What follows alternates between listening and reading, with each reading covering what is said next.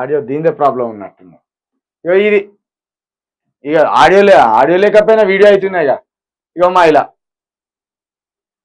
ఇక్కడ తెచ్చినాం రేవంత్ రెడ్డి గారు.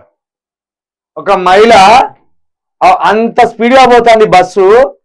ఆమె నడీడు మనిషే, మళ్ళా పెద్దగా యుక్త వయసు కూడా కాదు, నడీడు మనిషి ఆమె.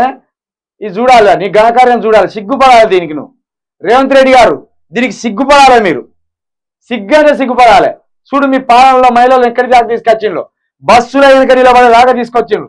బస్సు వెనుక జస్ట్ వాడు బ్రేక్ కొడితే ఆ తల్లి చచ్చిపోతుంది. గుంపు మేస్త్రి కానీ తుగ్లక్ నిర్ణయం వల్ల రాష్ట్రంలోని మహిళల పరిస్థితి ఇది. అయిపోయా గీడికి వచ్చని పాలన. చ ఎంత బాధనా ఇది. నీ ఎంత బాధ ఇది, ఎంత బాధ.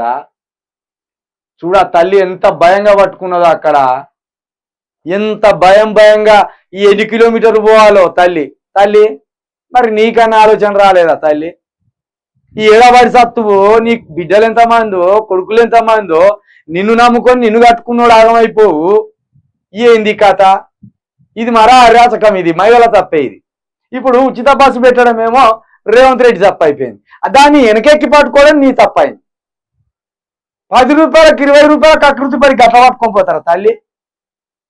చిచ్చి ఈ ఉచిత బస్సు ప్రయాణం తీసేయ, జర దండం పెడతా. వాళ్ళు చచ్చిపోతానా, వాళ్ళు ఆడోళ్ళు ఇంకా అనద్దు, వాళ్ళని దండం పెడతా. వాళ్ళు ఏందో మరి 10 రూపాయలకు 20 రూపాయలకు కూడా గంట కక్కుతా.